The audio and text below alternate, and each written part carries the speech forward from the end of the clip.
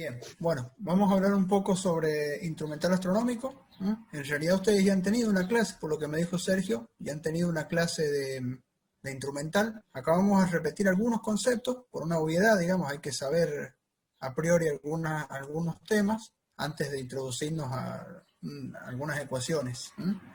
No los voy a matar con muchas ecuaciones porque vamos a ver las ecuaciones más básicas para armarse el equipamiento y que hay que tener en cuenta a la hora de calcular lo que tenemos que calcular cuando queremos unir, como en el fondo, como ven, una cámara con un telescopio. Y bueno, combinaciones posibles con los accesorios, como las Barlow.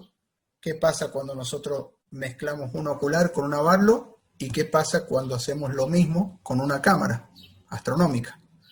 Bueno, en ese caso se producen cambios que hay que tenerlos en cuenta a la hora de pasar de visual a astrofotografía. Lo que vamos a hacer ahora es empezar una charlita, una presentación. Bueno, ahí la pueden ver entonces. Vamos a hablar un poco entonces de astrofotografía planetaria y espacio profundo y también campo amplio. Bueno, ustedes ya estuvieron viendo qué es un telescopio, básicamente un instrumento óptico, cuya finalidad es concentrar, digamos, captar la mayor cantidad de luz y concentrarla en un punto focal para poder observar con más detalle los objetos celestes. Fíjense que en el espectro visible, en el espectro total, en realidad nosotros estamos observando la parte visible del espectro con los telescopios. Con los telescopios que nosotros utilizamos, observamos una pequeña fracción de todo ese espectro en el que emiten los cuerpos astronómicos. Vamos a centrarnos ahora en la astrofotografía planetaria y de espacio profundo. Voy a hacer una introducción al instrumental de astronomía que ustedes ya vieron con Sergio en profundidad. Bueno, les dije de que íbamos a mirar un poquito algo que ustedes ya han visto, que es instrumental astronómico, básico, pero yo lo comparo con la instrumentación de fotografía convencional. ¿Por qué? Porque la mayoría de las personas, digamos, suelen tener o ser fotógrafos aficionados o suelen tener una cámara con una lente. Entonces, a mí me gusta hacer esta comparación para que vean que los dos mundos son paralelos, digamos. El instrumental astronómico con la instrumentación de la fotografía convencional. Fíjense que las partes fundamentales de un telescopio, tenemos el tubo óptico. Básicamente es un tubo que contiene los elementos ópticos del tubo, que pueden ser espejos si es un newtoniano, o puede ser lentes si es un refractor. Si es un reflector, utiliza espejos, si es un refractor, utiliza lentes. Y la combinación de los dos es un catadióptrico. Pero fíjense que en una cámara también tenemos una lente que la utilizamos con el mismo fin, concentrar la luz para enfocarla y poder así observar o fotografiar los objetos. Los accesorios en un telescopio, bueno, tenemos lentes Barlow, tenemos oculares, filtros. Cada uno de esos accesorios permiten observar o magnificar de distinta manera los objetos astronómicos o incluso fotografiarlos. En una cámara también tenemos partes fundamentales como los filtros, al igual que en un telescopio, parasol, accesorios que permiten obtener mejores resultados o mejorar las prestaciones de la cámara en sí.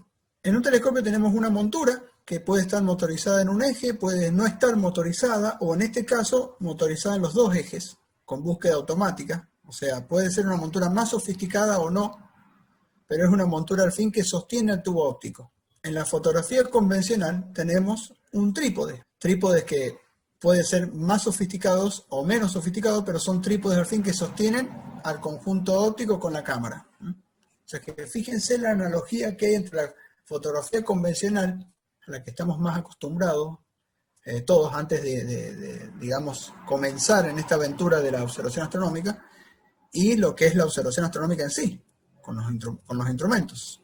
Sistemas ópticos de telescopios. Un pequeño resumen de lo que han visto. Bueno, tenemos telescopios refractores que utilizan lentes en su interior, telescopios reflectores que utilizan espejos en su interior, variantes de estos dos modelos que vimos como el Smith-Cassegrain, que utilizan lentes y espejos, o un Maksutov-Cassegrain, que en el grupo estaban viendo un Maksutov chiquitito de 102 milímetros de apertura. Bueno, ese es otro diseño óptico similar al Smith-Cassegrain, pero aclaro de paso ya que estamos acá, que lo único que cambia es la lente correctora. Esa lente que tiene adelante en el tubo es una lente correctora que cambia la forma. En el caso del Maxuto Cassegrain es una forma esférica, que es más fácil de construir y de testear, con lo cual, si uno va a hilar fino, un Maxuto Cassegrain suele tener un estándar de fabricación más, o de calidad más verificable que un Smith Cassegrain, porque es menos complejo, sobre todo el tema de la lente correctora. Entonces por ahí suelen tener un poquito más de calidad verificable en el Maxuto Cassegrain respecto al Smith Cassegrain, que ustedes preguntaban en el foro. Y la distancia focal del Maxuto Cassegrain suele ser un poquito mayor, a la misma apertura, suele ser un poquito mayor en el Maxuto Cassegrain que en el Smith Cassegrain. En el sistema óptico de cámaras pasa lo mismo. Fíjense que tenemos lentes de cámaras Maxuto Cassegrain, Smith Cassegrain también, y teleobjetivos que son básicamente refractores sofisticados, con un grupo de lentes internas. Ya no son 2, 3 o 5 lentes como los telescopios frontales, sino que tenemos un conjunto de lentes que generalmente permiten un enfocado automático o un sistema zoom. Pero fíjense que también, en analogía con el instrumental astronómico, en la fotografía convencional tenemos los mismos diseños ópticos. Y bueno, después tenemos lentes de cámara que parecen telescopios más que lentes. Acá hago una comparación y les muestro un teleobjetivo y un telescopio, un refractor. Bueno, son primos hermanos.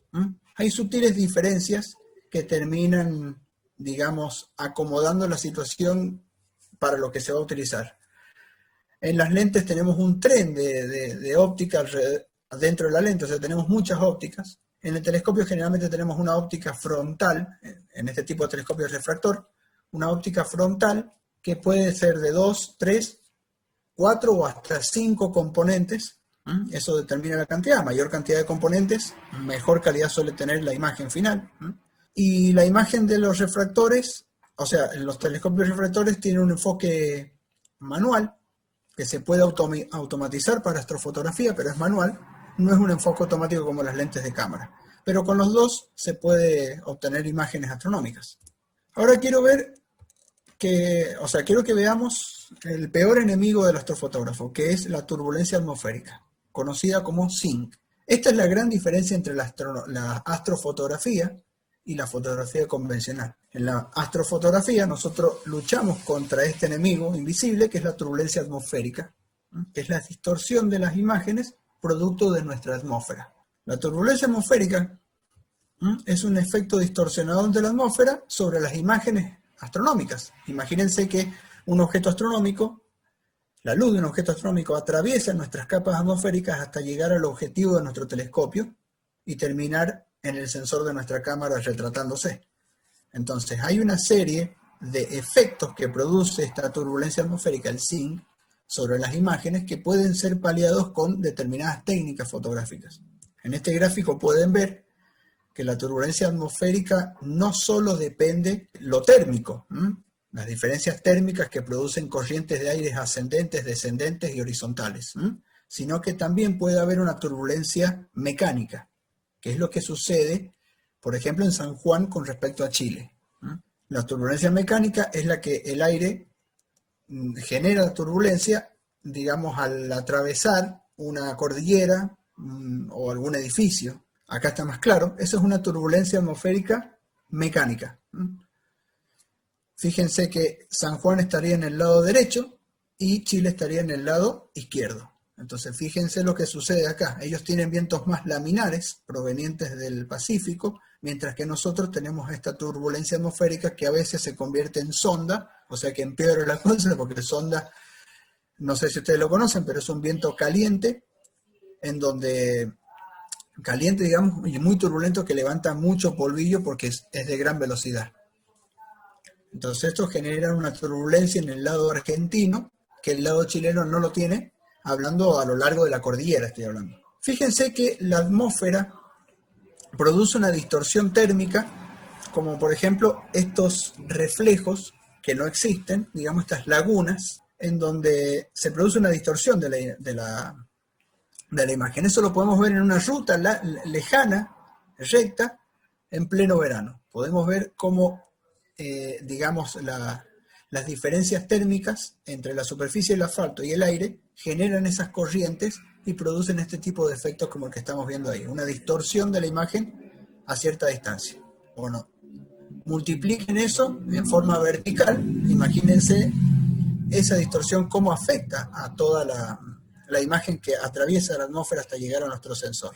Acá tenemos otro ejemplo de estos, digamos, espejismos, ese es el nombre técnico, estos espejismos que vemos, en donde se nota claramente cómo la turbulencia atmosférica por diferencia térmica, no por, digamos, relieve, como la que veíamos recién, producen la distorsión de las imágenes. Otro ejemplo más claro, fíjense el automóvil cómo pierde la nitidez, pierde la nitidez de la forma conforme se aleja del observador y aumentamos la distancia entre el objetivo y nuestra cámara.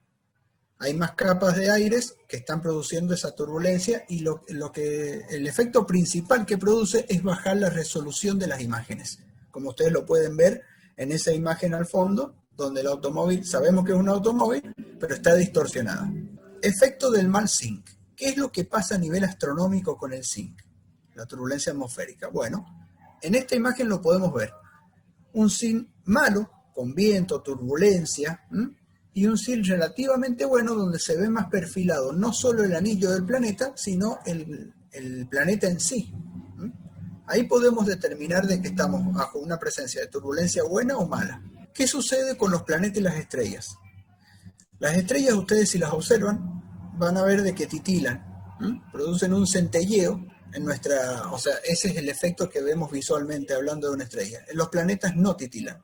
Bueno, en realidad no titilan los planetas porque estamos observando un disco de luz chiquitito, muy chiquitito, similar a una estrella, pero es un disco en sí. Entonces, la atmósfera que distorsiona ese disco de luz del planeta se compensa fácilmente porque es un disco. En cambio, la estrella es un fino haz de luz que nos llega porque están muy lejos y es más fácil de ser perturbada por la turbulencia atmosférica. Entonces, eso produce una distorsión que se transforma en un centelleo, como que prende y apaga la estrella.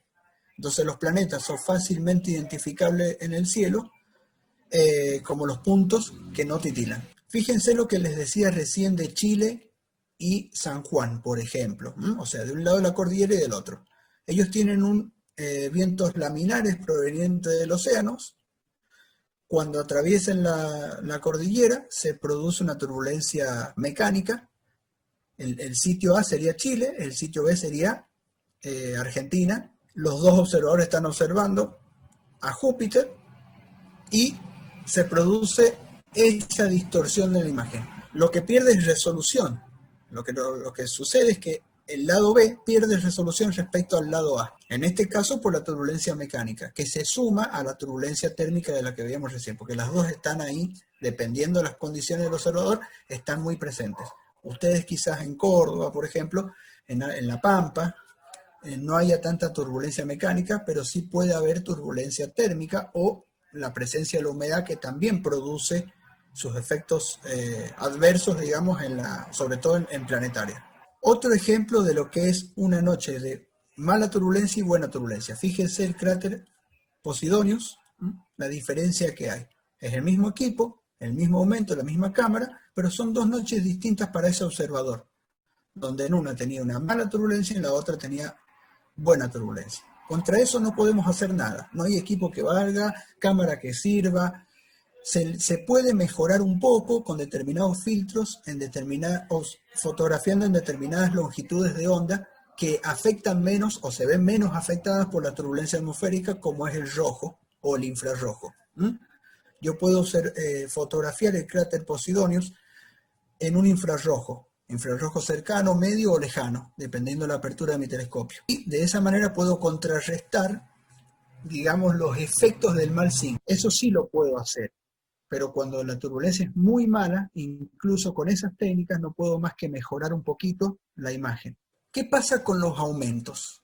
Hasta ahora venimos viendo cómo afecta la turbulencia digamos, a un mismo aumento que pasa una noche con mal zinc y una noche con buen zinc, como lo veíamos acá. ¿Cómo afecta los aumentos? ¿Qué pasa cuando yo empiezo a aumentar la imagen? Bueno, de arriba hacia abajo. El primer Saturno lo vemos bien perfilado, chiquito, sí, pero bien perfilado y bien demarcado. El segundo Saturno notamos un poco de borrosidad. No solo es por efecto de la turbulencia atmosférica, es que hay un punto dulce en el cual uno puede hacer astrofotografía, sobre todo planetaria, que se trabaja a grandes aumentos, en donde empieza a, digamos, hay un punto máximo de escala de imagen a la cual yo puedo trabajar de acuerdo a mi equipamiento. Si yo sobrepaso ese punto, lo que sucede es que el equipamiento empieza a producirme un efecto contrario, que es tener una imagen nítida. Ese punto lo vamos a ver más adelante. Pero presten atención cómo acá la turbulencia también hace estragos en la imagen. En esta noche el observador debería haberse quedado con la primera imagen, la más chiquitita, o a lo sumo la segunda, pero no haber ido más allá con la tercera. No debería haber aumentado más, porque su turbulencia atmosférica, su situación, digamos, local en cuanto a zinc, no lo permitía. Entonces hay que saber hasta dónde aumentar el planeta o la imagen, hasta qué escala de imagen puedo trabajar yo de acuerdo a las condiciones climáticas que tenga esa noche. Eso es muy importante. Presten atención a este gráfico. Una apertura más chica detecta menos turbulencia atmosférica que una apertura más grande. Y eso es lógico. La turbulencia atmosférica se produce por celdas, celdas de convección que suben y bajan, jets de aire que suben y bajan. Bueno, esas celdas son más detectables en una apertura de telescopio más grande que en una más chica. Entonces, algunos astrofotógrafos planetarios lo que hacen es reducir o diafragmar la apertura de un telescopio grande. Por ejemplo, tengo un telescopio de 14 pulgadas, lo diafragmo a 8 pulgadas, por ejemplo. Entonces, de esa manera estoy disminuyendo la cantidad de turbulencia atmosférica que estoy detectando una noche de mal zinc, donde hay un evento astronómico que no lo puedo postergar y que necesito fotografiarlo. Eso es una manera. La atmósfera es una fina capa que tiene más o menos el 90% de la atmósfera está en los primeros 100 kilómetros verticales. Ahí tenemos el 90% de la atmósfera. Después empieza a disminuir hasta, digamos que salimos al espacio exterior. Siempre es conveniente fotografiar u observar también, sobre todo los planetas, porque usamos grandes aumentos y ahí se evidencia más la turbulencia atmosférica, en el cenit, que es cerca del horizonte. A medida que nosotros observamos más cerca del horizonte, el grosor de la atmósfera aumenta y por lo tanto tenemos más presencia de turbulencia atmosférica que producen los efectos que venimos viendo. Me quita resolución óptica y fotográficamente. Siempre es conveniente observar, eso no lo digo yo, lo dicen los cálculos, conveniente observar a partir de 50 a 60 grados. Ese cono de cielo que se produce sobre nosotros entre 50 y 60 grados tiene una turbulencia atmosférica aceptable. Por debajo de los 50 a 60 grados empezamos a perder resolución, óptica o fotográficamente hablando. Quiero mostrarles un simulador. Acá usamos un simulador 3.0, en donde vemos cómo una estrella, un hilito de luz, que debería ser un píxel en esta imagen, en realidad se convierte en un círculo, cómo se dispersa ese haz de luz de la estrella que viene, se dispersa formando esto que estamos viendo. Fíjense que en un buen zinc tendríamos el primer puntito de arriba con los anillos de difracción. A medida que empeoramos el zinc, ese puntito empieza a distorsionarse y ya deja de ocupar un par de píxeles, sino que empieza en el último recuadro, vemos que la turbulencia es tan grande que la estrella ya no ocupa unos pocos píxeles, sino que ocupa una gran región.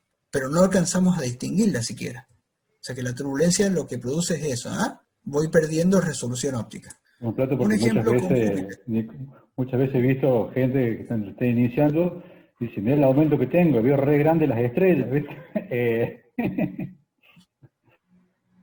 Sí, es cierto. Fíjense acá, este ejemplo, vamos a ver cómo afecta a los planetas. Vamos de vuelta. Acá tenemos un zinc detectable y la imagen correspondiente tras un apilado. Hacemos un apilado de esa imagen y obtenemos la de la izquierda. Un zinc malo, pero empezamos a notar por lo menos las bandas borrosas de Júpiter. El video correspondiente y el apilado, eso es lo que están viendo. Un zinc mejor, ya las bandas se notan mejor y ya están un poquito más enfocadas, ya no están tan desenfocadas. Un buen zinc fíjense que ya no se distorsiona el disco del planeta, simplemente el planeta fluctúa de un lugar a otro y apenas hay una pequeña distorsión y las bandas se ven en el video. Entonces tras el apilado empiezan a verse mucho mejor. Pero aún así tengo una pequeña borrosidad en los detalles finos del planeta. Y un cine excelente donde el planeta no se deforma, sobre todo en el limbo, en la orilla del planeta. Detecto hasta los detalles más finos en el video en vivo. Eso me va a demostrar a mí de que después de un apilado los detalles van a salir perfectamente enfocados. Este zinc es el que tiene Damián Pitch, Christopher Go, allá donde viven, que nosotros de estos lados tenemos que hacer un poco de magia para obtenerlo, ¿eh? En realidad no tenemos buen zinc. Lo que hacemos es tratar de, con el zinc de nosotros, obtener la mejor imagen posible. Generalmente mis resultados llegan hasta la cuarta opción. Esto. Yo suelo tener en San Juan este zinc que estamos viendo acá. ¿Cuándo van a salir las ópticas activas? Típico, sí. Muy pocas veces a lo largo de los años he logrado pillar esto. ¿Cómo? ¿Cuándo van a salir las ópticas activas? ¿Bien? ¿Me escuchan? Sí, te escucho bárbaro. Sí, las ópticas activas para aficionados. Ya hay, pero la verdad que sí. Nicolás, te hago una preguntita.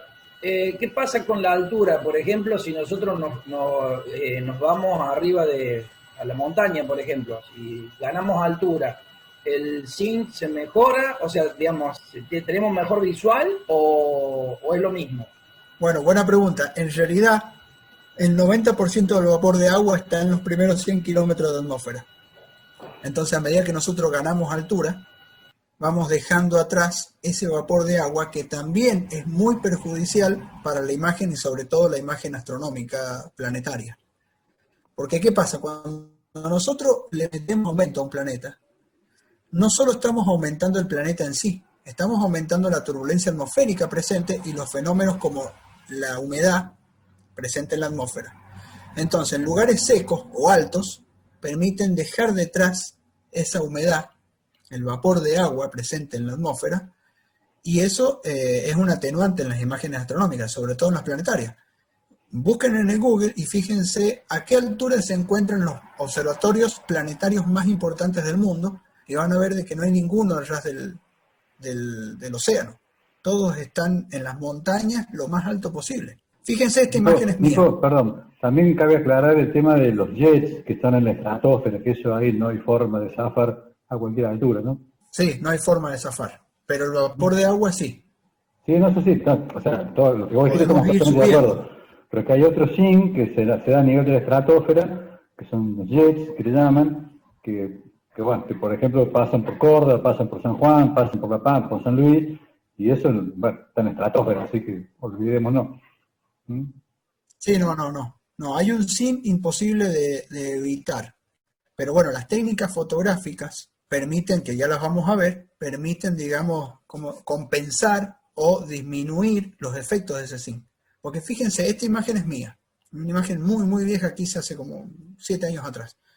La imagen obtenida y un zinc más o menos agradable. No siempre el planeta se desenfoca en todo el disco al mismo tiempo. Hay sectores del planeta que se desenfocan y otros que se enfocan en simultáneo o a destiempo.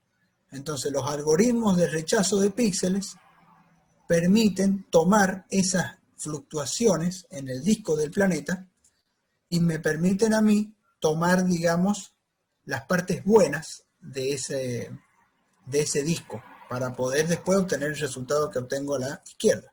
Lo mismo pasa con la Luna. Este también es un video mío donde se ve el cráter Plato ahí de 1000 kilómetros de diámetro. Fíjense y las montañas, un par de montañas lunares. Fíjense que con un zinc mediocre lo mismo se puede obtener una buena imagen después de un tratamiento de ese video. Incluso los cráteres internos del cráter Plato no se ven en el video, pero sí son visibles en la imagen apilada.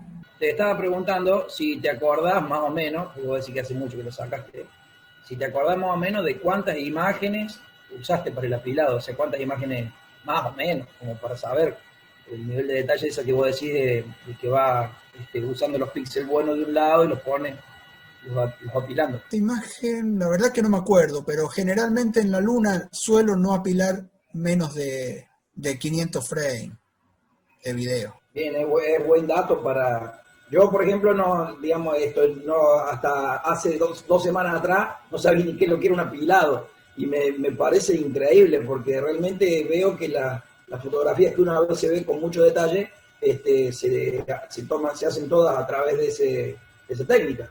Claro, exacto. Sí, sí. Sí, el apilado, o sea, grabar videos y apilar en fotografía planetaria es la mejor técnica, digamos. Ahí les quiero mostrar también dos fotos muy viejas, pero quiero que justo tenía los videos de estas fotos, entonces les quiero mostrar el zinc presente en los dos cuerpos esa misma noche, pero en dos regiones distintas del cielo.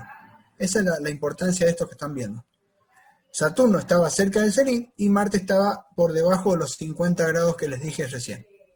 Por eso la importancia de esta imagen. No son imágenes muy buenas, pero obtenidas de los videos, pero quiero que presten atención ustedes a eso. Eso es una misma noche. Grabé a Saturno en el cenit y grabé a Marte por debajo de los 50 grados. Entonces fíjense como una misma noche el zinc se ve con mucha diferencia entre Saturno grabado en el cenit y Marte grabado por debajo de los 50 grados, o que les estoy diciendo a ustedes que no convendría fotografiar ni observar. Observar por ahí sí, pero no fotografiar. Fíjense que Marte se mueve muchísimo por la turbulencia comparado con Saturno. Bueno, vamos a los números interesantes. Astrofotografía. Esto es una apreciación personal después de leer bastante y no lo tienen que tomar al pie de la letra. Generalmente campo amplio por debajo de los 400 milímetros de focal se considera campo amplio. No lo tomen al pie de la letra. Es una apreciación personal para ponerle límites a los tipos de astrofotografía en cuanto a focal. Espacio profundo por encima de los 400 milímetros. Planetaria por encima de los 2000 milímetros.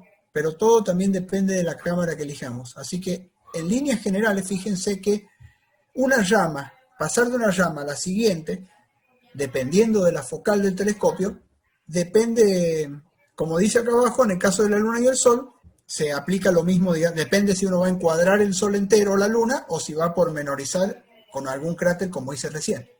Instrumentación para campo amplio. ¿Qué voy a utilizar para campo amplio? Bueno, una configuración básica es una cámara, una DSLR o alguna CCD específica, que puede ser, porque se le puede colocar una lente de cámara reflex a las CCD ahora modernas con adaptadores.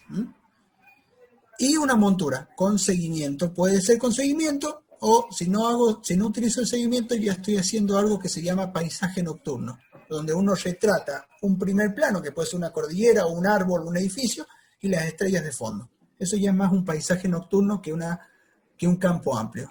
El campo amplio requiere de seguimiento, aunque sea en un eje con una simple montura. Cámaras y lentes para campo amplio. Bueno, en realidad todos los tipos de cámaras, incluso algunas compactas que tienen la función de 30 segundos de exposición o tienen una función bulbo, que algunas compactas la tienen, se pueden utilizar. Y las lentes se pueden utilizar prácticamente todas las medidas que estén por debajo de los 400 milímetros, o bueno, más o menos, recuerdo, es una medida, digamos, no estándar, no es que yo 401 milímetros estoy haciendo espacio profundo, 400 milímetros estoy haciendo campo amplio, no, es más o menos focales cortas para campo amplio, a eso me refiero. Monturas para campo amplio. Bueno, fíjense que dentro del mercado argentino tenemos variedad como estas que estamos viendo. Una Skywatcher EQ2 podemos usar para campo amplio, le colocamos el sistema de motorización que viene en un eje y podemos colocar una cámara con una lente y ya estamos haciendo campo amplio. Ojo, con un presupuesto modesto. Un Skywatcher Star Adventure, la típica monturita esa portátil que pueden haber visto en el Google, muy interesante, también motorizada en un eje.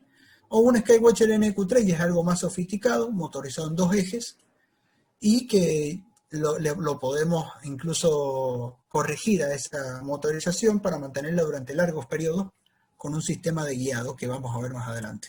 Instrumentación para planetaria. Bueno, planetaria dije que más de 2000 milímetros, pero ¿por qué estoy diciendo eso? Para planetaria podemos usar alguna de estas camaritas, una reflex, que no es lo más recomendable, pero se puede. alguna webcam, hay webcam muy buenas, sobre todo las discontinuadas, como la Philips SPC900, que permiten modificarla, simplemente quitarle la lente frontal y dejar el sensor expuesto y usarla como cámara para planetaria. Se obtienen muy buenos resultados con eso. Y son fáciles, o sea, no son fáciles de conseguir porque están discontinuadas, pero son baratas. Una cámara específica como la roja que están viendo ahí, o una CCTV. En mi caso, yo he experimentado con una CCTV Samsung, un modelo en particular, si quieres después me lo preguntan, Samsung SCB 2000P.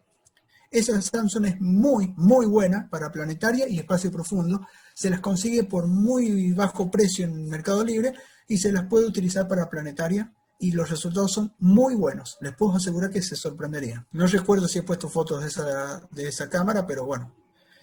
Y un telescopio.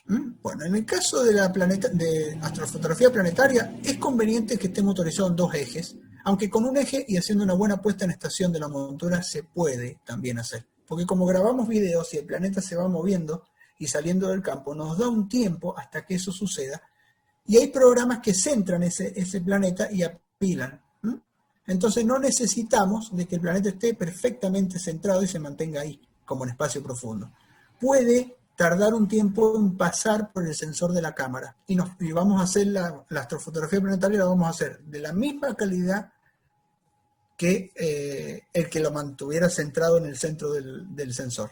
Así que tengan en cuenta eso, no se necesita sí o sí motorización en 2 ejes, puede ser en un eje. Y hay gente que incluso moviendo a mano, telescopios manuales como los Dobson, logran resultados aceptables también. Cámaras para planetaria, bueno, esta es la que le hablé. Esta sería como la Ferrari de las webcam destinadas a planetaria. La webcam Philips SPC900 NC. Esta cámara yo la he tenido, Sergio también, y está discontinuada, pero se la puede conseguir por ahí, o algunas variantes que contienen el mismo sensor o electrónica interior. Simplemente se le quita la lente frontal que tiene y se deja el sensor y se deja de que la lente sea el propio telescopio. Fíjense la modificación de más abajo. Resultados posibles. Estos son resultados obtenidos con la Philips SPC900. Fíjense que son bastante prometedores, lindos. Saturno, Marte, Júpiter. Todo depende de la apertura del telescopio. Hay una relación intrínseca entre la cámara y el telescopio, que la vamos a ver más adelante, pero al margen de eso, es posible con una webcam pensada para hacer videoconferencia obtener resultados dignos en planetaria.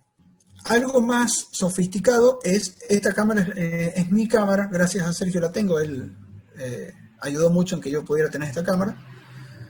Esta cámara es una cámara específica donde el hardware, la electrónica y el sensor están optimizados para poder prepararse a la hora de capturar objetos a muchos frames por segundo. Esa es la característica principal de estas cámaras. No es tanto la profundidad de bits, o sea, la calidad, digamos, de la imagen, sino la posibilidad de tener un bajo ruido y de tener muchos frames por segundo, mucha cantidad de cuadros por segundo. Mientras que la webcam de recién puede fotografiar o grabar videos a 25 o 30 frames por segundo, o sea, 25 imágenes por segundo, así puede grabar videos. Estas cámaras pueden llegar a 400 frames por segundo. O sea que la tasa de frame por segundo es bastante considerable y a mayor cantidad de frame tengo más posibilidad de pillar un intervalo de buen sync mientras se graba el video. Y de ahí viene la característica de estas cámaras profesionales, digámoslo así, para planetaria, que graban muchos cuadros por segundo buscando entre esos cuadros el mejor sync. Y los resultados, bueno, mejoran considerablemente. No solo el hardware que tienen, que permite grabar muchos frames por segundo, sino también porque los sensores tienen bajo ruido también de lectura. Entonces, fíjese, esas son todas imágenes mías. Júpiter, Saturno, Marte, Venus, obtenidas con esa misma cámara. Pero, repito, también se pueden utilizar las reflex. Y las reflex se pueden utilizar para astrofotografía planetaria en modo crop. Yo puedo grabar con todo el fotograma, digamos, todo el sensor, y después cropear al centro para poder tener un zoom 1 a 1, que se llama, o sea, poder tener la escala de imagen real del sensor. Y si no, puedo utilizar una aplicación como Magic Larten, que es una aplicación, es un hack. Okay, sí, vamos a aclarar que cropear es recortar, ¿no es cierto? Es seleccionar solamente un sector del sensor, ¿no? Es para para que no quede colgado el cropeado. Claro, hay gente que... Exacto. Sí, ahí lo está diciendo Sergio. Cropear es seleccionar o recortar el centro de todos los frames de video que grabé con la reflex. Porque no me interesa todo el fondo negro. Quiero un fondo negro que rodee y encuadre al planeta. Entonces hay programas donde uno carga el video y puede recortar o cropear un fondo negro que rodea al planeta, no tan grande todo el sensor. Y de esa manera tengo una escala de imagen 1 a 1.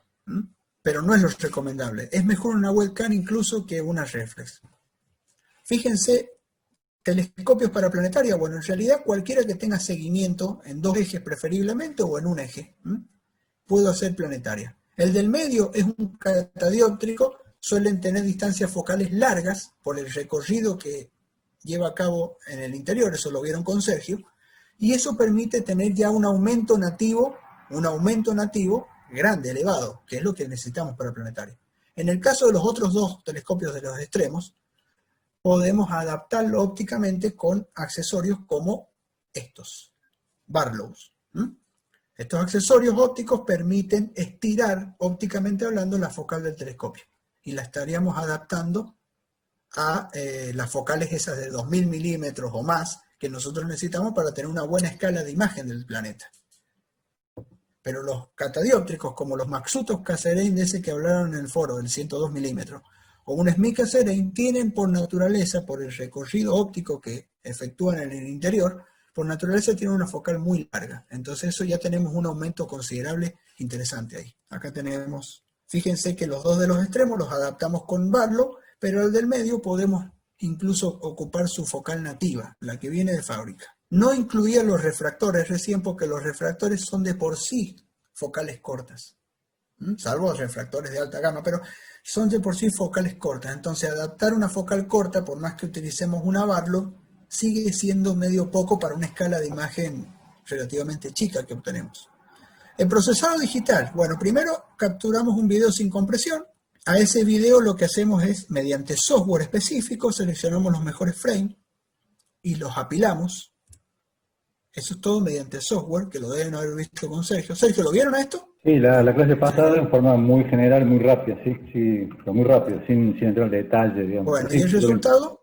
Perfecto, buenísimo. Entonces, básicamente se graba un video sin compresión, se selecciona y se apilan los mejores frames de video mediante software, y luego viene la cosmética, brillo, contraste, nitidez, filtros de paso alto, de paso bajo, también con otro software que permite, acá tenemos tres software por lo menos, uno de captura, uno de selección y apilado y otro de, digamos, estética, procesado.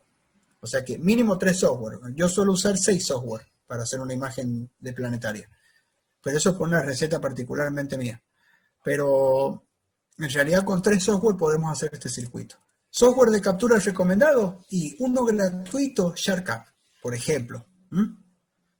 SharkCap es uno de los software gratuitos, intuitivo, fácil. Viene, por ejemplo, la SPC 900, se puede manejar en forma íntegra, ya viene con los drivers instalados. Así que si ustedes consiguen esa webcam y la modifican, quitándole la lente y poniéndole un adaptador para el telescopio, este software ya tiene incorporado los drivers de esa webcam para explotarla al máximo de lo que permite su hardware. Es uno de los softwares recomendados. Hay más. Acá vemos una interfaz gráfica. A la derecha podemos modificar valores y a la izquierda tenemos la imagen en vivo del objeto. Es una captura de pantalla, por ejemplo.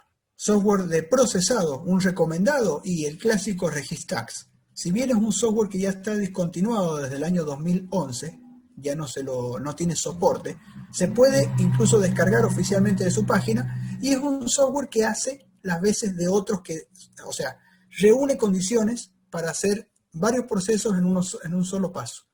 En este software yo puedo hacer la selección de frame, el apilado y el procesado final. Las 3 cosas las puedo hacer con este software. O sea que, en definitiva, yo con 2 software puedo estar haciendo planetaria. Con el de captura que nombré recién, o alguna de las otras variables gratuitas que hay, y con este software que hace la selección, apilado y procesado final. Hay infinidad de tutoriales de este software en internet porque es un software que dejó de tener continuidad o soporte en el año 2011, pero que igual sigue siendo moderno y y eficiente. Esta es la interfaz gráfica de la última pestaña. Ya cuando estamos haciendo el procesado final, fíjense la imagen que está mostrando, bastante linda. Instrumentación para espacio profundo. Bueno, yo les dije espacio profundo por encima de los 400 milímetros, pero es una apreciación personal. No lo tomen así, pero ya tenemos que pensar en focales medianas a largas. La configuración, el elemento de captura puede ser una reflex o una cámara específica para astronomía, que las hay hasta refrigeradas, como la que tiene Sergio, y una montura con seguimiento. Una montura con seguimiento ya necesitamos en 2 ejes, seguimiento en 2 ejes, y le agregamos algo más, este conjunto guía. Un conjunto guía que básicamente es un segundo telescopito como el que ven allá atrás, a mis espaldas. Tengo el telescopio principal y el telescopio secundario. Un segundo telescopio con una segunda cámara que lo único que va a ser corregir las imperfecciones mecánicas que presente la montura. O la mala puesta en estación, porque nunca se tiene la certeza de que la montura se puede poner en estación exactamente alineada con el eje de rotación terrestre. Entonces, esa mala puesta en estación, sumado a las deficiencias mecánicas que tiene la montura, se corrigen con este conjunto guía la misión de este conjunto guía es mantener la estrella centrada, lo más centrada posible en un píxel, o en los píxeles aledaños ahí. Entonces, si la estrella no se mueve por alguno de los errores mecánicos o de mala puesta en estación de la montura, la cámara principal con el telescopio principal no se van a enterar y van a grabar esa imagen de larga exposición del objeto de espacio profundo. O sea que básicamente este es el setup que uno necesita armarse para espacio profundo. Cámaras para espacio profundo, bueno, como les dije, las reflex son una buena opción económicamente hablando, y no necesariamente una reflex de último modelo. Es más, no es aconsejable una reflex de último modelo. Es conveniente una reflex antigua que yo pueda modificar quitándole esos filtros que vienen para uso terrestre y que comen parte de la longitud de onda de los objetos astronómicos. O sea que en realidad yo puedo modificar, si no me animo, llevo la reflex a un centro especializado en el arreglo de estas máquinas y le digo quítame el filtro de paso bajo, el filtro IR. Es un filtro verde que se puede quitar y se adapta a esta cámara para uso astronómico. Por eso es conveniente modelos viejitos que uno pueda modificar e inutilizar para uso terrestre o convencional y pasarlos a un uso astronómico. Hay una infinidad de adaptadores que permiten adaptar todos los modelos de reflex, anillos T, adaptadores de 1/4 de pulgada, correctores de coma. O sea que no importa el modelo y la marca, todas son adaptables a todos los telescopios, de alguna u otra manera. Fíjense acá cómo combino 2 accesorios y puedo adaptar esta reflex a un telescopio. Acá la pueden ver, como la reflex está montada a un telescopio con los adaptadores correspondientes. Modificando una reflex. ¿Qué es lo que es modificar una reflex? Es hacer esto. Es destripar, digamos, a través de tutoriales de internet, o si no se animan en una casa especializada, y quitar ese filtrito que ven en el centro de color verdoso. Ese filtro, esta es una modificación que hice yo de mi cámara. Y bueno, lo que hice fue seguir un tutorial y seguir todas las piezas en orden. Lo que hay que hacer es desarmarla en forma horizontal, enfrentando los tornillos y todo, para no olvidarse dónde va cada pieza. Fíjense de que el filtro ese verde, después yo de la bronca lo terminé rompiendo. Porque bueno, obviamente no me interesa. Es un modelo viejo, es una Canon T3, modelo 2012, que conseguí de segunda mano. Pero presten atención, yo rompí el filtro verde, ese filtro verde yo lo rompí, porque no me interesa, porque me come parte de las longitudes de onda de las nebulosas. Ese es el problema de ese filtro. Todas las reflex lo tienen, y todas las reflex, cuando yo intento fotografiar una nebulosa, pierdo el 75% de la señal. Me deja pasar solamente el 25%.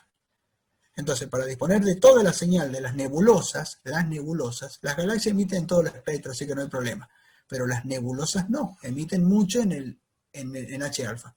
Para disponer de toda la señal, tengo que quitar ese filtro. Pero ese que tengo en la mano es un segundo filtro, que es un segundo filtro de paso bajo, que es IRV.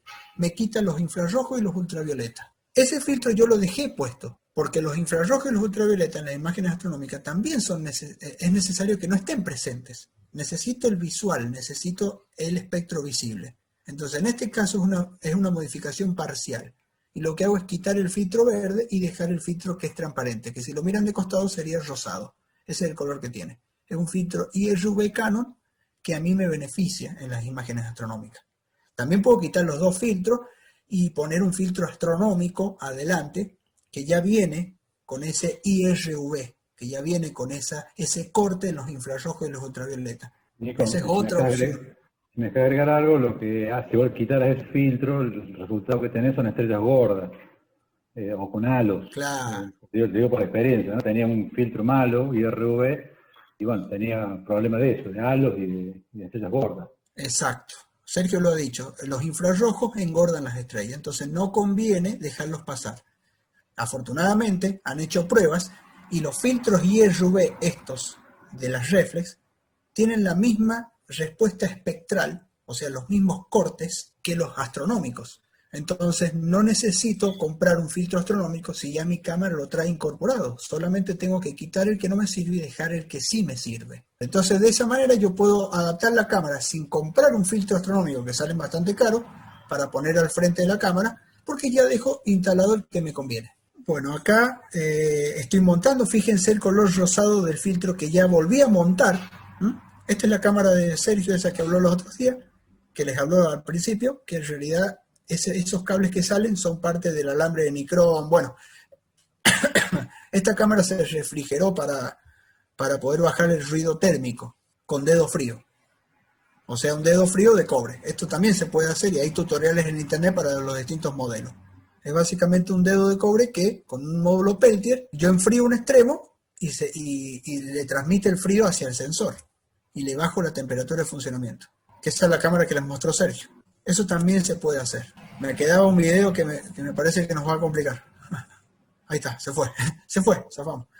Otro método es el método de la heladerita, que se le llama. Yo agarro y compro una caja, la lleno con espuma de poliuretano y lo que hago es refrigerarla con este motor que es básicamente un motor de frigobar, nada más que compacto.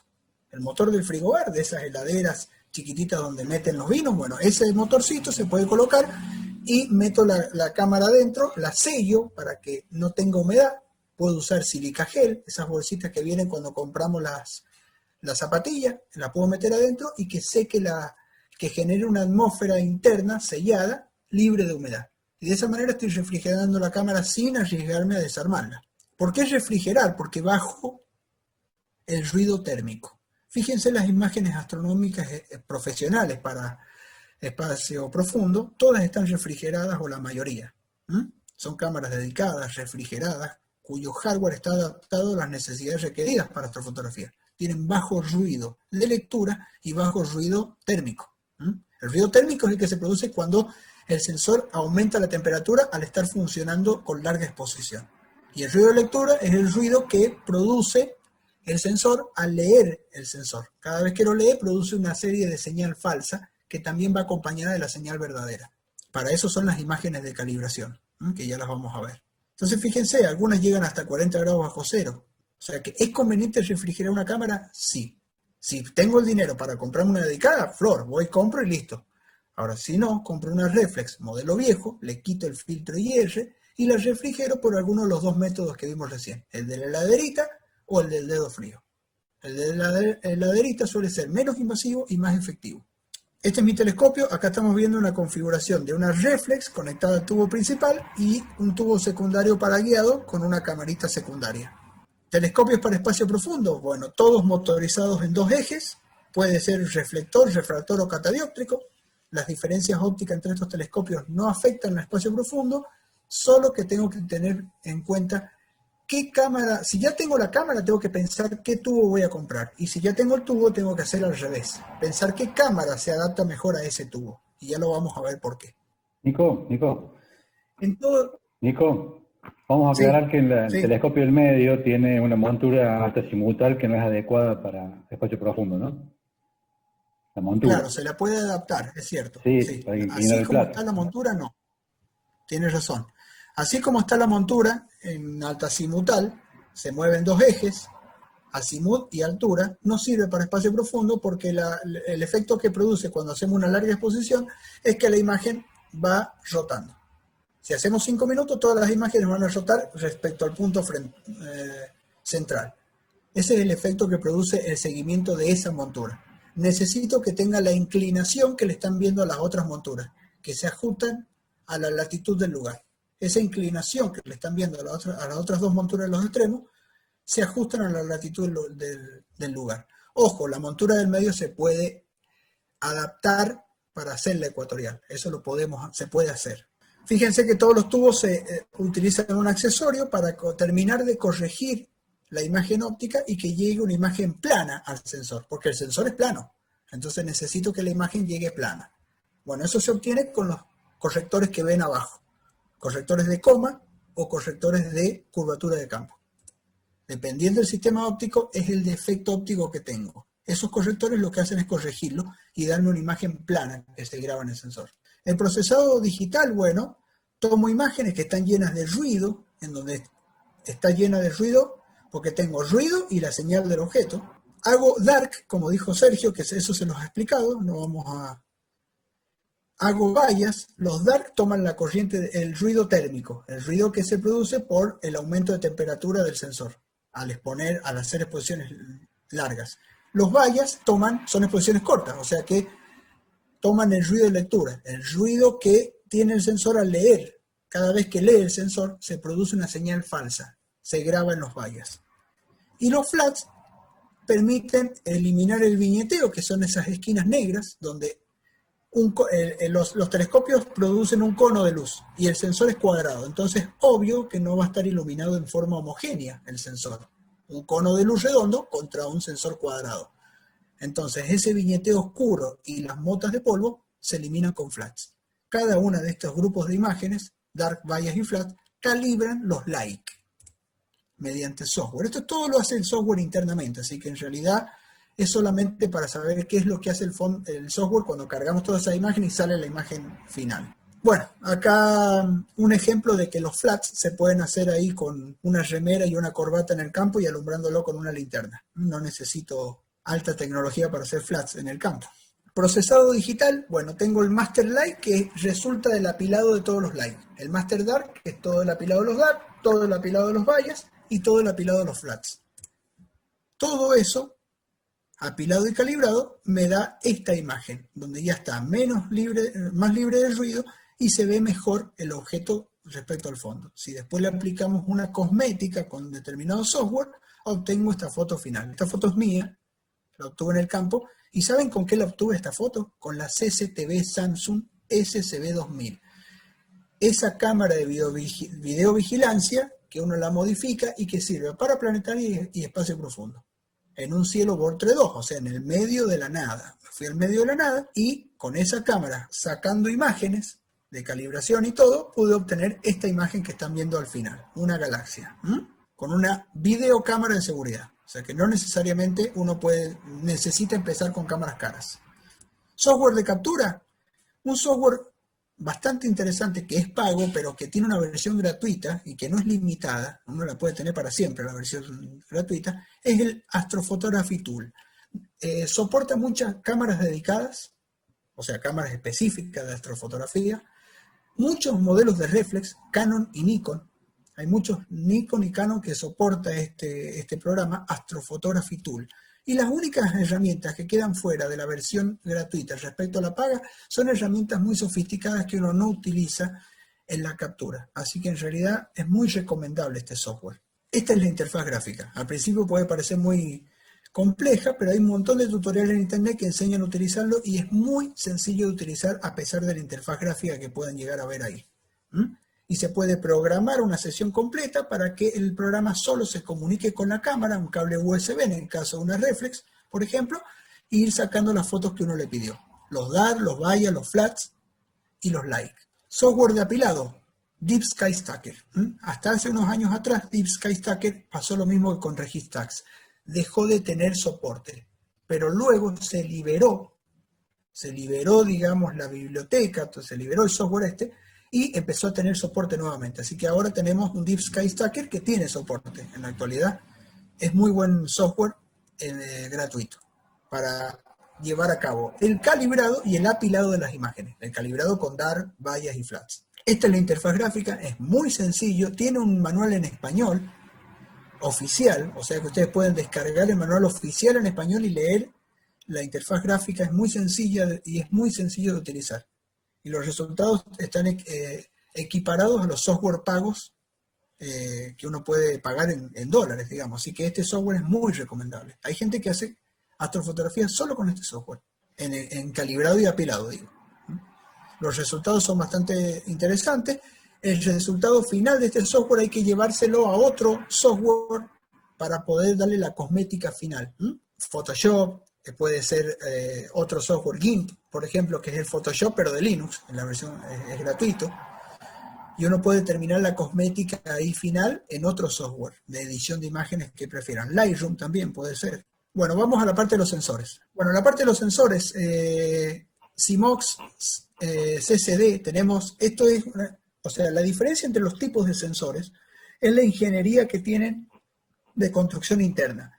Fíjense que los CMOS, los CCD, el lado izquierdo sería de su pantalla, tienen digamos, además de los píxeles, esos de colores que están viendo, tienen una línea de píxeles que los utilizan como canales, digamos. Lo que hace es descargar las imágenes por líneas, y luego eso se dirige, pasando de píxel en píxel, a la conversión analógico-digital que va a terminar otorgando la imagen.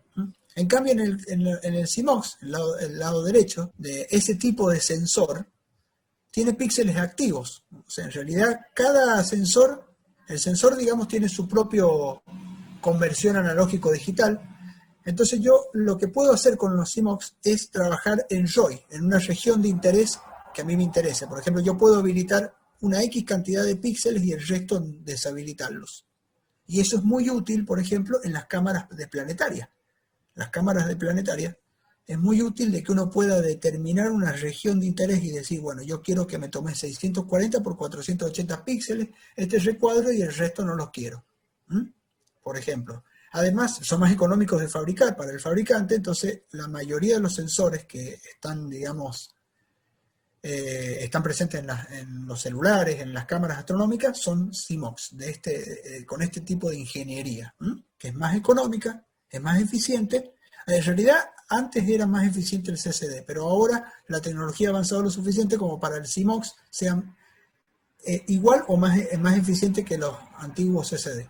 Entonces ya todo prácticamente se está utilizando en este tipo de ingeniería de sensores. Básicamente, si miramos un sensor, es como una especie de torta. Tenemos la región de fotodiodos, donde quedan atrapados los electrones, digamos, donde se produce se produce la captura de electrones cuando inciden los fotones para poder producir una señal eléctrica que es acompañada de una señal digital que termina formando la imagen, el fotodiodo. Después tenemos una capa de filtros de color. Esos filtros de color, porque un sensor de color tiene una matriz de Bayer, que básicamente son 2 píxeles, siempre se me hace lío con eso, son 2 píxeles verdes, uno rojo y uno azul. Y esos filtros de color, así es, ¿cierto, Sergio? Sí. Pero los filtros de color básicamente determinan qué longitud de onda se va a grabar en cada píxel para después con eso formar parte de la imagen. Y microlentes. Las microlentes lo que hacen es enfocar esa imagen, o sea, cuando depende hasta cierto ángulo de incidencia del fotón, se enfocan en el fotodiodo. Son microlentes chiquititas que estamos hablando de micrones en tamaño. Fíjense, otra imagen, tenemos los filtros RGB, porque es rojo, verde y azul. Son esos filtros que determinan qué longitud de onda pasa y cuál no. Los monocromáticos, los sensores monocromáticos, sencillamente no tienen esta capa que vimos anterior. Los filtros de color no los tienen. Tienen la microlente y el fotodiodo. Entonces, todo lo capturan, digamos, la longitud de onda que uno le coloca a través de un filtro que superpone arriba de la microlente. O sea, arriba del sensor monocromático yo utilizo un filtro que deja pasar una determinada longitud de onda, entonces todos los fotodiodos lo que terminan es capturando esa longitud de onda que yo quiero. Entonces yo puedo poner un filtro rojo y todos van a capturar rojo. Pongo un filtro azul, todos azul. pongo un filtro verde, todo verde, y después hago yo, a través de software, la unión de todos esas imágenes. La ventaja de fotografiar en distintas longitudes de onda a la vez, en un sensor que no tenga los filtros de color, estos que estamos viendo ahí, sino que yo le coloco un filtro de color, es que tengo más resolución, tengo mejor resolución. Pero en las cámaras a color, como las reflex, por ejemplo, los filtros están incorporados dentro del sensor. Entonces tengo algunos píxeles que capturan en verde, otros en azul y otros en rojo. Bacana que normalmente en el espacio el verde no existe, prácticamente. No ¿Cómo? estás desperdiciando el 5. Tan bacana es que en el espacio, en las nebulosas y demás, prácticamente el verde no existe en el espacio profundo. Entonces estás desperdiciando la mitad del sensor, porque la tenés tapado con filtros verdes. Claro, recuerden de que las cámaras a color, dos verdes, uno rojo y uno azul, conforman después un píxel de color de la imagen. Entonces, si yo con esos 4 sensores, digamos, con esos 4 píxeles del sensor, hago una exposición de espacio profundo, tienes razón, Sergio. Hay 2 píxeles que están inutilizados, que son los verdes, porque no reciben casi señal de nada, no tienen señal, solo el azul y el rojo. Entonces estoy desperdiciando. Por eso la monocromática, que no clasifica los colores, sino que deja que yo le coloque un filtro adelante y yo le diga qué color tiene que capturar, termina produciendo una mejor resolución de la imagen. ¿Qué pasa? Cuando yo tengo una cámara con un telescopio, tengo que verificar. Si yo tengo la cámara, tengo que comprar un telescopio acorde a la cámara. Si tengo un telescopio, tengo que comprar una cámara acorde al telescopio. ¿Acorde a qué? Pero no es cuestión de los adaptadores. Los adaptadores yo les dije que vienen para todos los modelos de cámaras y demás. Y todos los modelos de telescopio. El problema está en las cuentas. Existe una cuenta que es la que están viendo ahí en el medio de la pantalla, que dice resolución igual a, entre paréntesis, tamaño del píxel en milímetros por una constante, 206,265, es una aproximación ese número, pero bastante certero, dividido la distancia focal en milímetros. A través de esa cuenta, yo puedo saber la resolución que tengo con mi relación cámara-telescopio. ¿Qué resolución tengo? O sea, con qué calidad estoy viendo yo o estoy fotografiando yo entre esta cámara y este telescopio. Eso depende del tamaño del píxel de la cámara y la distancia focal del telescopio. Fíjense que estos 2 parámetros, uno del telescopio y otro de la cámara, me terminan diciendo qué resolución tengo. Fíjense, por ejemplo, mi cámara, Canon 1100D, tiene un tamaño de píxel de 5.2 micrones. Ese es el tamaño del píxel. Hay un montón de páginas donde te señalan el tamaño de píxel tuyo, de la cámara tuya. Más, mi telescopio tiene 510 milímetros de focal. O sea, mi telescopio, la focal, el largo, digamos, del telescopio, no es el largo, pero es la distancia focal, la distancia en la cual la luz recorre dentro del tubo hasta formar un punto focal, es de 510 milímetros. Si yo meto los 2 parámetros esos, la focal y los micrones de mi cámara, yo tengo una resolución de 2,10 arcosegundos por píxel. ¿Qué quiere decir 2,10 arcosegundos por píxel? Arcosegundo es una medida angular, o sea, es el angulito, es la porción de cielo en forma angular que cabe en cada píxel de mi cámara. Es la porción de cielo que yo estoy fotografiando en cada píxel de mi cámara. Como el cielo es una bóveda celeste, es un ángulo el que medimos. ¿Cuál es el angulito del cielo que estoy fotografiando en cada píxel de mi cámara? Entonces fíjense que es muy importante, es un parámetro sumamente delicado que muy pocas veces, o en la mayoría de los casos, los astrofotógrafos no tienen en cuenta. Pero que en realidad, porque miran la imagen y dicen, es hermosa la imagen. Bueno, pero podría ser mejor. Entonces, si yo tengo la posibilidad de tener una cámara y voy a comprarme un telescopio, tengo que tener en cuenta esto. Si tengo un telescopio y le quiero colocar una cámara, tengo que tener en cuenta esto. Ahora, si ya tengo las dos cosas y bueno, fotografío así, ya está. Pero es conveniente elegir la cámara con su tamaño de píxel acorde al telescopio. Fíjense cómo en esta cuenta de abajo, el telescopio es el mismo. Una aclaración. Sí. Que no es un tema menor, ¿sí? No es una locura de Nico, esto que estás hablando. ¿Sí? No. Esto es algo que se debería usar, o sea, todo, es más, los astrofotógrafos, digamos, mejores lo usan. De hecho, fíjense, entren ustedes a un shop donde tengan una marca de cámara dedicada, como ZWO o ASI, una de esas, y van a ver la cantidad de cámaras que hay. O sea, ¿por qué tantas cámaras? O sea, ¿por qué tanta variedad? ¿Por qué no hacen uno, dos, ponele? No, hay 30 modelos distintos. ¿Sí? Más allá que sea monocromática, color, refrigerada o no refrigerada. Bueno, ahí tenés 4. Pero después hay un montonazo de lo que es tamaño de píxel y tamaño y cantidad de píxeles, digamos, el tamaño sensor. ¿Sí? O sea, lo que estoy aclarando es que lo que dice ahora Nico es muy importante, ¿sí? Y se aplica muchísimo en nuestra fotografía. Una discusión que tenemos siempre con Sergio es, porque yo le digo, yo tengo 2 telescopios, necesito 2 cámaras, y me dice, pero hay tanta diferencia, ¿por qué no usas la misma para los 2 tubos? Porque no es así. Fíjense en esta ecuación. El telescopio es el mismo, 510 milímetros focal, pero yo tengo una Canon 1100D con 5.2 micrones y una Canon 700D con 4.3 micrones. O sea, estoy variando el tamaño del píxel y me varía muchísimo la resolución final que obtengo. La pregunta es, ¿con cuál voy a obtener mejor resolución? ¿Con la Canon 700D? Con la Canon 700D estoy mirando una porción más chiquitita de cielo por cada píxel que con la Canon 700D, que con la Canon 1100D. Ahora, todo tiene un límite. Fíjense, bueno, acá es una imagen de la estrella, del píxel. Porque yo digo, entonces me conviene obtener ese número lo más chico posible. Busco el píxel más chico que exista y con eso voy a tener mucha resolución. No, no es así. Presten atención. Yo puedo tener una resolución por píxel de 2,10 arcosegundos por píxel con una cámara o 1,74 segundos por píxel con otra cámara, usando el mismo telescopio. Bien.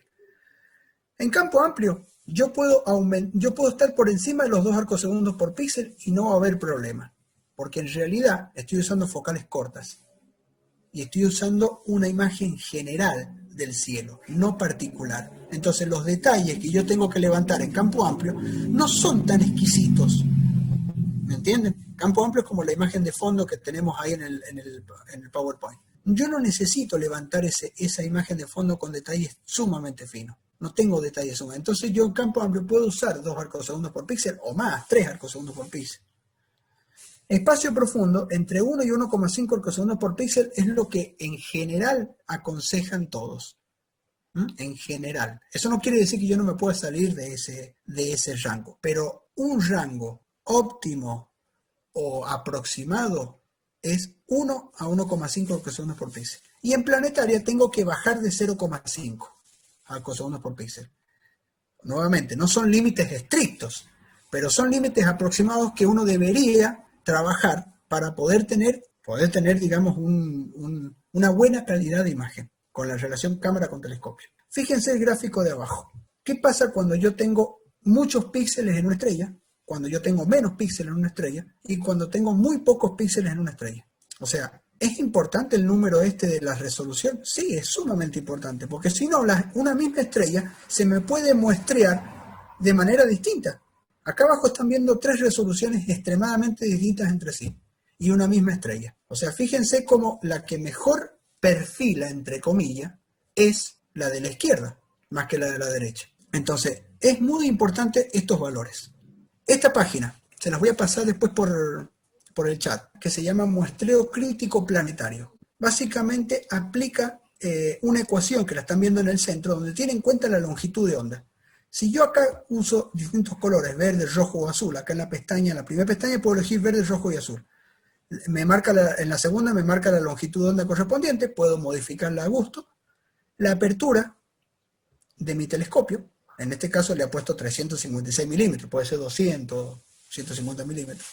El tamaño del píxel de mi cámara, en este caso le he puesto 5.6, pero puede ser. Y uno aprieta calcular. Y ahí le dice la relación focal calculada. O, lo que es lo mismo, la distancia focal calculada. O sea, yo con esta página, con este simulador online, que les voy a pasar la página después por escrito, ustedes pueden saber, colocando la longitud, el alcance de su telescopio y el tamaño del píxel, pueden saber para las 3 longitudes de onda, rojo, verde y azul, o para alguna en particular, que lo pueden modificar ustedes también, pero rojo, verde y azul, pueden saber si tienen la distancia focal correcta para muestrear bien la imagen planetaria. Es una muy buena ecuación que a ustedes les permite saber si tienen que aumentar la distancia focal sumándole una Barlow a su telescopio, por 2 o una Barlow por 3, para muestrear bien la imagen planetaria de acuerdo al tamaño del píxel que tengan y a la distancia focal que tengan ustedes en su telescopio. Entonces ahí yo lo que puedo hacer es decir, ¿qué pasa si le pongo una Barlow por 3? Pongo la Barlow por 3, digo, si mi telescopio tiene 1000 milímetros de focal, con la Barlow por 3 voy a tener 3000 milímetros de focal. Entonces yo lo que hago es meter acá la Barlow por 3, los 3000 milímetros, el mismo tamaño de píxel, y voy a determinar la distancia focal calculada. O sea, voy a saber si estoy muestreando bien la longitud de onda roja, verde y azul. Este simulador es muy bueno. Esta ecuación que estamos viendo acá, la pueden hacer a mano ustedes en un papel, pero bueno, pueden usar este simulador y les va a calcular la distancia focal a la cual ustedes hacen un muestreo correcto para el planetario. Se sugiere trabajar con una resolución que sea la mitad de las condiciones del SIN típicas. Eso es para espacio profundo. El cuadro este es para planetaria y el consejo que les doy abajo es para espacio profundo. Se sugiere trabajar con una resolución, cámara-telescopio, que sea la mitad del SIN. Si el SIN es 3 segundos de arco, yo tengo que, si el SIN de mi cielo es de 3 segundos de arco, yo tengo que trabajar con 1,5 segundos de arcos por píxel. Si el SIN es muy malo, tengo 4 segundos de arco de SIN, eso lo pueden saber con páginas de internet o se puede calcular el SIN, pero hay páginas como MeteoBlue, www.meteoblue.com, que permite determinar el SIN de la zona valiéndose de todos los elementos climáticos que haya, que se recopilen para esa zona. Por ejemplo, Villa María, ¿qué elementos climáticos hay? Bueno, te calcula el SIN. Si el SIN es de 4, el SIN promedio es de 4, tengo que trabajar con una resolución de 2 arcosegundos por píxel. Vamos con conceptos que se los van a topar cuando empiecen a hacer astrofotografías de espacio profundo. Otro tema también que tiene mucho que ver, porque hasta ahí es como que cada vez se tiende a decir, bueno, mientras más chiquito el píxel, mejor, hasta ahí, ¿sí? Un tema también es la sensibilidad del píxel. O sea, mientras más grande es el píxel, o sea, ¿qué cuánto tiene un píxel chiquito? Es que es poco sensible. Mientras más grande es el píxel, es más sensible. Exacto, tiene que ver eso, exacto. Claro, por ejemplo, porque si no, el mejor sensor sería el de un celular, que tiene un píxel muy chiquitito, pero no claro, es así. Pero ¿qué pasa? Ahí es donde la regla esa toma la relevancia de qué límite tenés. El SIN que vos tenés, si vos tenés un SIN de 4 segundos de arco, lo que tenés que hacer es fotear con 2 segundos de arcos por píxel. Entonces nunca vas a necesitar un píxel tan chiquitito, porque vos sacás las cuentas con las focales de los telescopios y todo, no te la va a llevar a un 2,4 micrones, no, nunca. Vas a tener de 3,5 micrones para arriba. Digamos, indirectamente, cumpliendo esa regla, nunca vas a usar un píxel chico, porque tu SIN nunca va a ser extremadamente bajo. Tendré que estar allá en el, no sé, en el observatorio de Chile para tener 1 arcosegundo por píxel y que pueda fotografiar a 0,5. Pero en condiciones normales, todos los aficionados que vivimos. Terminar con el LISA y en todo caso después vamos al tema del sensor. Incluso el Bing, viste que te permite hacer CD, el 1x1, 2x2, 3x3, que le está haciendo es aumentar virtualmente el tamaño. Bueno, termina esto y después, claro, después ahora voy con eso. ¿Qué es el dithering? El dithering lo hace mediante software y es básicamente no muestrear, o sea, no grabar exactamente en todas las imágenes de espacio profundo. Cuando uno hace larga exposición, grabar exactamente en la misma posición. El dithering lo hace el software de captura generalmente hace el dithering, y consiste en mover levemente una imagen de la otra. O sea, yo capturo, hago 5 minutos de esta imagen y a los siguientes 5 minutos lo tengo que hacer ligeramente corrido un par de píxeles o un píxel en sentido aleatorio. Cada imagen no tiene que coincidir exactamente. Eso mejora, digamos, cuando uno hace la captura y después va a hacer el procesado. El Drexel es un algoritmo de la NASA que permite, yo les estoy explicando esto porque ya vamos a hablar de esto que estaba hablando Sergio, que ahora le corté. El Drexel, lo que hago es un algoritmo de la NASA que usa el telescopio espacial Hubble y que está presente en todos los programas ahora astronómicos, incluso los de versiones gratuitas, que es una reconstrucción de los píxeles. O sea, yo al aplicar ese algoritmo, la imagen que tiene un tamaño se duplica si hago Drexel por 2 o se triplica si hago Drexel por 3. ¿Para qué sirve eso? No importa, ahora lo van a entender.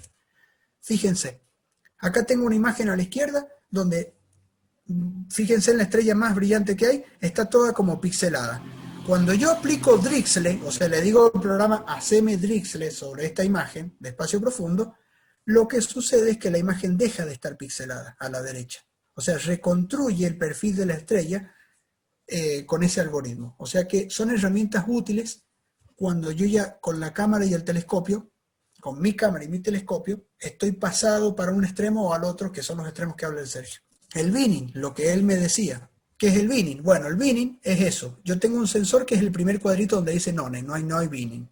Si hago binning por 2, empiezo a tomar 4 píxeles. Entonces es lógico que la imagen se aumente de brillo, porque yo estoy sumando la señal de todos esos píxeles, haciendo de cuenta que es 1. El binning por 3, tomo la señal de todos esos píxeles grandes y hago de cuenta que es 1. El binning por 4, todos esos píxeles. O sea que fíjense que es una manera de aumentar la señal en los sensores que son, en los píxeles que son chiquititos. Nico, Como decía Sergio. Sí. lo que sí, esto aplica únicamente a CCD.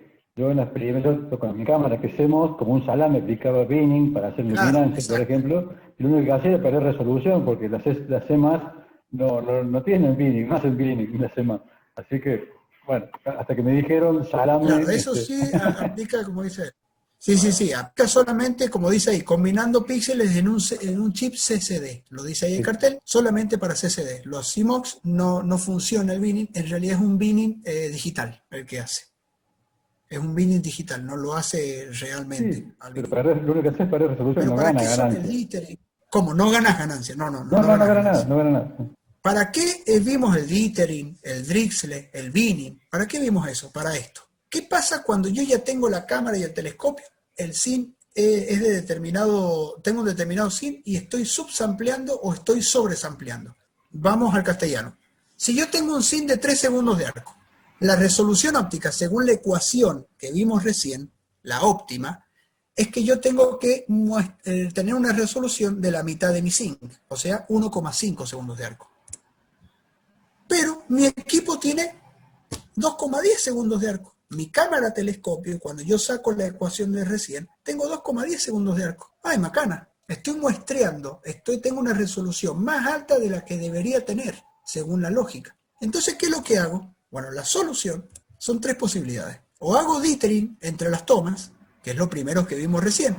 Hago que las tomas no se graben exactamente en la misma posición, sino que se graben ligeramente corridas una de la otra para que cuando yo apile, me solucione este problema de resolución. Integro las tomas con Drexel, hago muchas tomas y después le aplico el algoritmo Drexel S para solucionar el problema de resolución que tengo yo entre la que tengo en el equipo y la que debería tener. O uso una value por 2.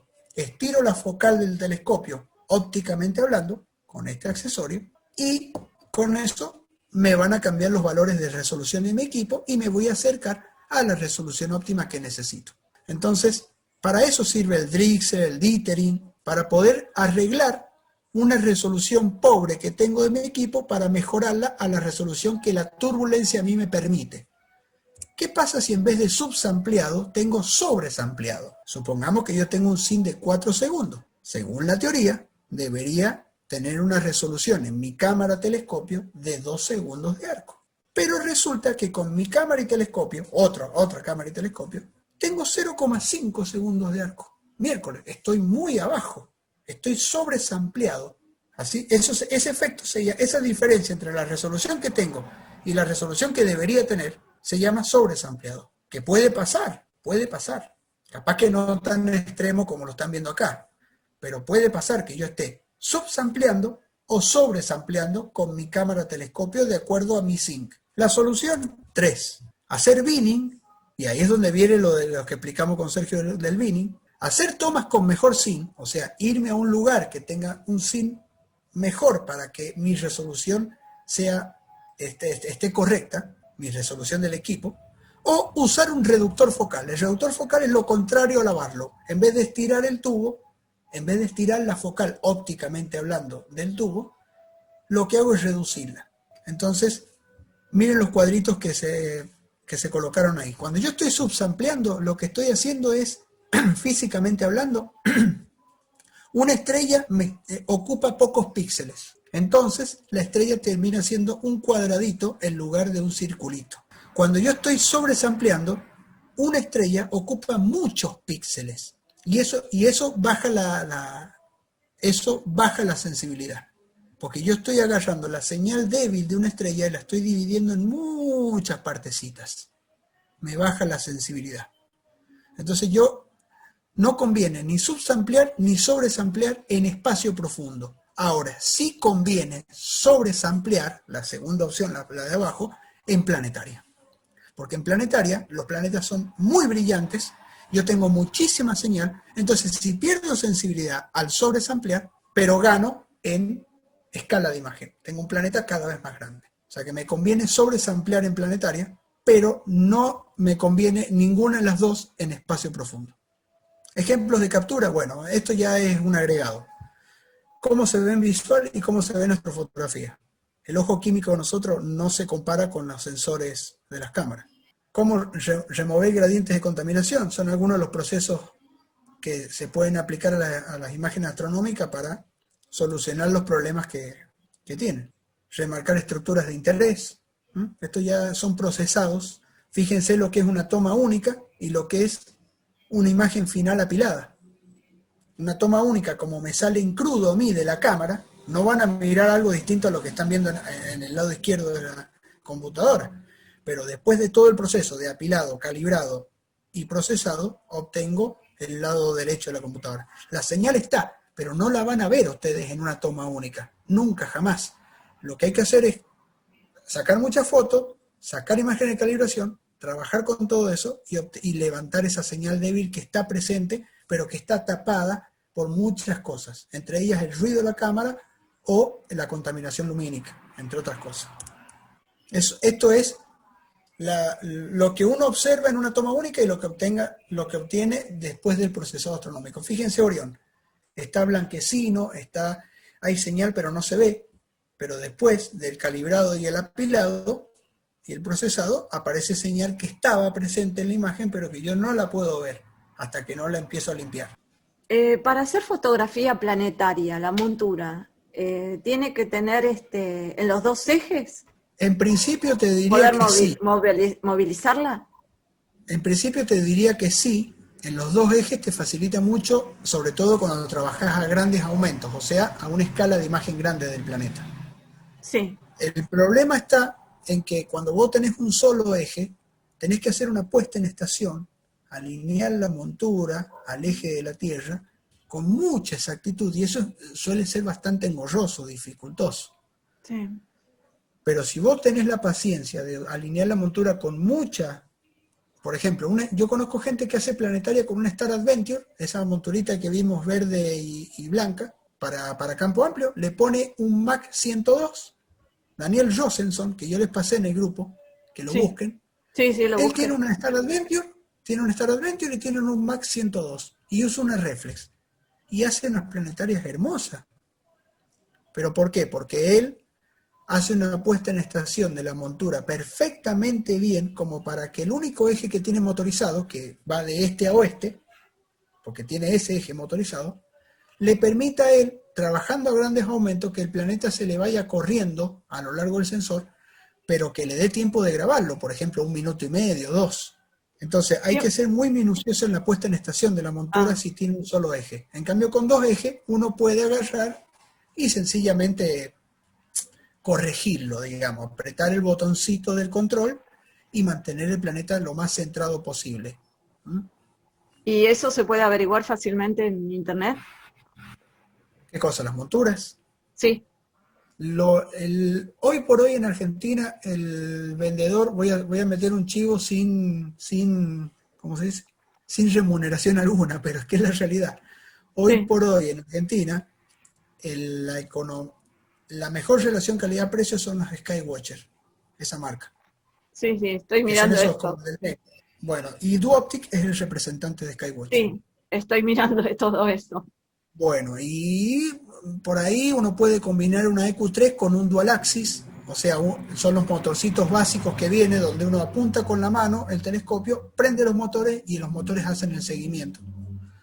En lugar de un GoTo. El GoTo es todo el sistema de motorización que se le pone a un EQ3, pero con seguimiento y búsqueda automática. Pero bueno, que sale lo mismo que la montura. Una EQ3 entonces sería. Y digamos, para hacer las cosas más cómodamente hablando, una Sí, EQ3 cómoda. con un dual axis. O sea que vos decís que sería muy importante tener en cuenta la cámara, la reflex que yo en este momento tengo, sería muy importante tenerla en cuenta a la hora de ver qué primer telescopio voy a comprar. ¿Para hacer qué cosa? ¿Espacio profundo o planetaria? Y un poco de ambos. Bueno, la reflex ¿O no no? es lo mejor, la reflex no es lo mejor para hacer planetaria.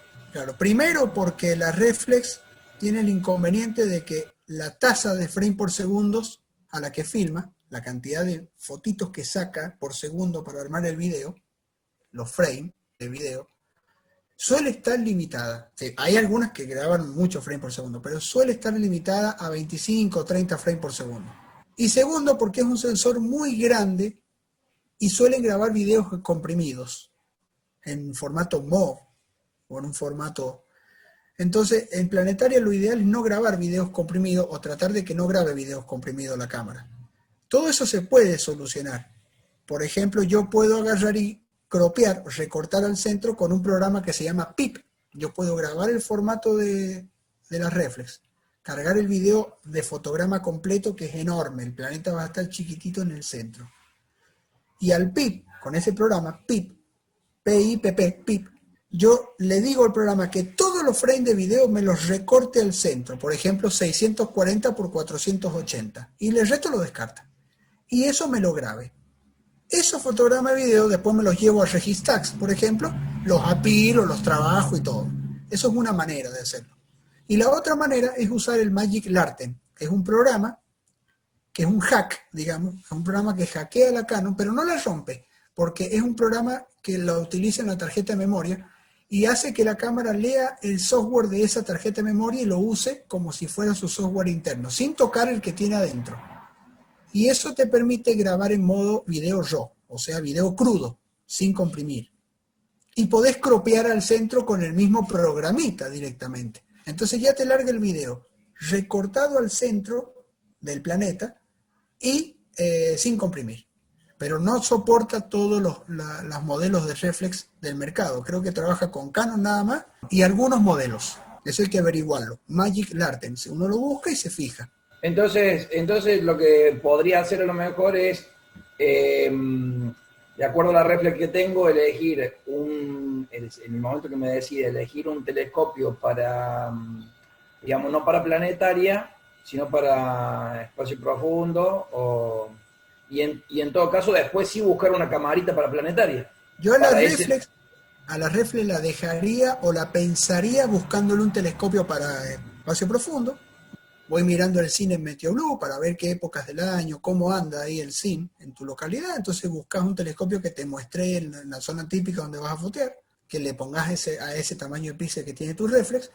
Y por otro lado miraría planetaria. Si tenés la posibilidad económica de pensar las dos cosas por separado, es lo mejor. Por ahí una camarita planetaria de esas que valen 20.000 pesos, que si bien son de nivel de entrada, son específicas para planetarias, son muy buenas y que además te van a servir para usarla en el conjunto guía que necesitas tener para sacar con la reflex y el tubo que compres. Porque acordate que necesitas para espacio profundo un segundo telescopito, un conjunto guía con una cámara planetaria, justamente, que sirve para guiado de paso. Te da dos funciones. Vos lo estás planteando como que es obligación, ¿no es cierto? Lo que planteas vos es el mejor de los casos, o sea, es llegar a la mejor opción posible. No quiere decir que tengas una reflex y no puedas hacer. No, por eso le dije que sí puede hacer. Claro, por eso. Claro, poneme, Sergio, la pantalla completa. Yo estoy compartiendo una imagen sacada con una Canon 550D y un Celestron. Sí, estás en pantalla completa. Un Celestron, un Smith Cassegrain de 9,25 pulgadas, o sea, 235 milímetros de apertura, un Smith Cassegrain y una Canon 550D, pero con una Barlow que lo lleva a f33. O sea, que agarra la focal Claro. nativa del telescopio y lo Locura. multiplica por, no sé, por 3 o por 5, no sé. Habría que ver. Una locura. Una locura. Y obtiene ese Saturno que está viendo ahí con una reflex, una Canon 550D, una cámara viejísima, del año 2011. Fíjense esta imagen de Marte. También, la doble Barlow, la Barlow por 3 y la Barlow por 5 sumada, o sea, una Barlow por 6, con un telescopio de 200 por 1000. O sea, a la focal de 1000 milímetros de telescopio, la extendí a 6000 milímetros y obtuve esta escala de imagen de Marte, en la oposición del año 2016. O sea que el tamaño, vos decís, ¿dónde usaría una Barlow por 5? Y sí, si el píxel de tu cámara es grande, te va a faltar incluso. En cambio, con el píxel actual de cámara que tengo, la rojita esa, la ZWO, la que les mostré, que tiene un píxel de 2.4 micrones, o sea, es un píxel sumamente chiquitito, yo obtuve esta foto con una Barlow por 3 nada más.